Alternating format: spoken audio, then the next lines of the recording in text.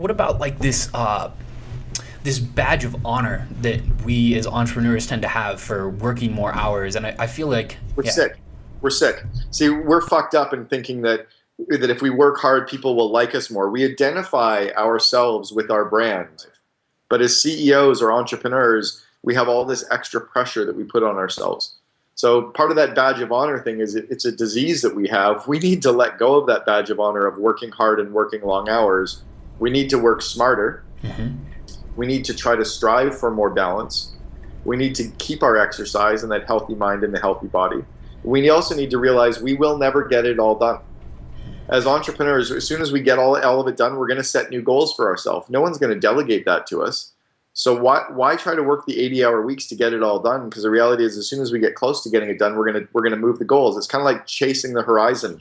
No, I'm lucky. I learned a concept years ago called unique ability, and it talks about literally looking at everything you do in your business and getting rid of the stuff that you're incompetent or competent at, and trying to leave yourself with the stuff you're excellent and unique ability. Well, the excellent stuff is stuff you're really, really good at, but you don't love doing. You don't get energy from doing. So if you can get that off your plate, so the only things you do are the stuff that you love doing, you're really good at. The more you do it, the better you get. When people watch you, they're like, wow, you're good at this. That's what I'm doing. When I talk to the media, when I do my coaching, when I do my speaking, I would do it for free, except my kids like to eat.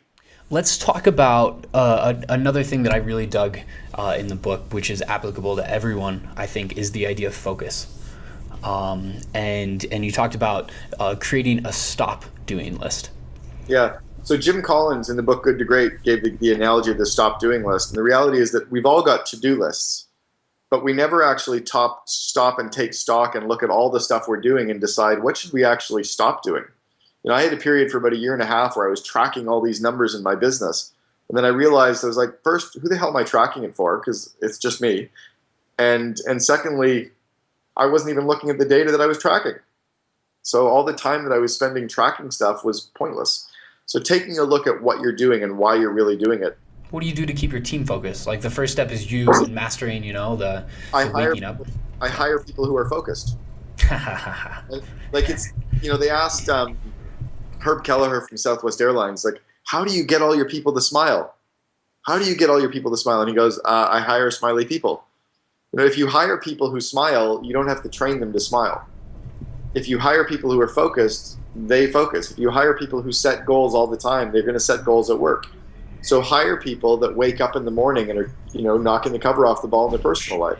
Honestly, I believe that entrepreneurs are the people who will save the world at some level because they're the people who are providing value, Yeah, we don't need more government. We don't need more government paid jobs. We don't need more government pensions, and we certainly don't need more lawyers. What we do need are entrepreneurs to take their ideas and allow them to actually grow. And if we can inspire these kids, many of whom have entrepreneurial traits, some should be engineers, some should be doctors, some should be nurses, but hell, being an entrepreneur is cool, and we need teachers to say entrepreneurship is just as good as all the other careers we tell you about.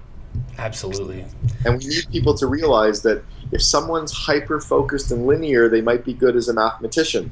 But if somebody's scattered and up and down and selling stuff, geez, they might be an entrepreneur, and that's freaking cool.